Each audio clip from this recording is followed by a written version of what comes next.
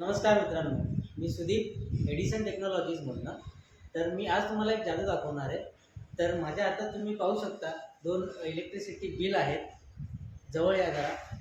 हे बघा, तुम्ही पाहू शकता हे जून 2025चं इलेक्ट्रिसिटी बिल आहे, ज्याची अमाऊंट आहे 6,850.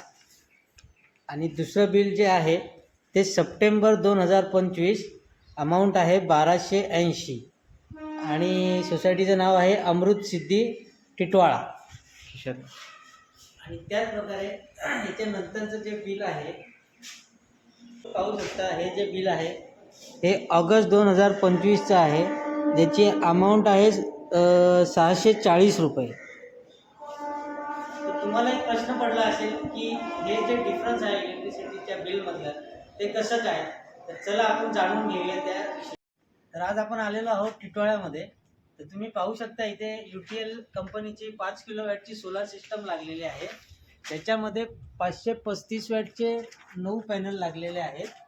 तर सोसायटीचं नाव आहे अमृत सिद्धी सोसायटी. तर आपल्यासोबत या सोसायटीचे सेक्रेटरी मिस्टर केतन काळे सर अवेलेबल आहेत. तर आपण त्यांच्याकडनं रिव्ह्यू काय आहे ते जाणून घेऊया. नमस्कार सर.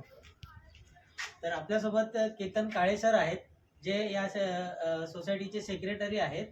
तर सर, कसं वाटलं, तुमचा काय अनुभव आहे सोलार सिस्टम विषयी, तर आमच्यासोबत शेअर करा. हीच एक चांगल्या प्रकारची सिस्टीम आहे. आम्ही PM च्या अंतर्गत त्याच्यामध्ये आम्ही PM सूर्यघर अंतर्गत ही योजना ऍक्च्युली इन्स्टॉल केलेली आहे. याच्यावर ह्या पॅनलवरती आमची लिफ्ट आणि पाण्याची मोटर आम्ही रन करतो. अच्छा. आणि आमचं आधी 8 ते 9 हजार बिल यायचं, ते आता आमचं 1000 ते 1200 वर आलेलं बिल आमचं. इतकं आमचं मेंटेनन्स म्हणजे म्हणून ते आम्ही कमी झालेलं आमचं. अच्छा. तर दुसरी गोष्ट एक विचारायची आहे तुम्हाला.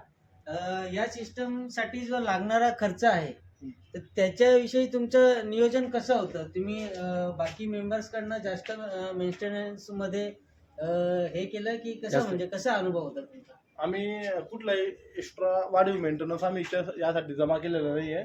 आमची जी बँकेत सोसायटीची जी FD होती, त्या FDच्या अगेन्स्ट आम्ही यावरती लोन केलेलं आहे. आणि जो आमचा जो इलेक्ट्रिसिटीचा जो आमचा महिन्याला जो 6-8 हजार रुपये जो आमचा खर्च व्हायचा लाईट बिलसाठी, तोच खर्च आम्ही तोच EMI आम्ही बँकेमध्ये पे करतो. म्हणजे आमचं एक प्रकारे फ्रीमध्ये आमचं एक काम झालेलं आहे. आणि प्लस आम्हाला 85,000 रुपये गव्हर्नमेंटकडून सबसिडी मिळाली. ती सुद्धा आम्ही जो आमचा लोन होता त्यामध्ये आम्ही ते पेमेंट करून चालू आहे. मध्ये तुम्हाला चॅलेंजेस असेल किंवा काही प्रॉब्लेम असेल तर तुम्ही एडिसन टेक्नॉलॉजीजला संपर्क करू शकता. थँक्यू.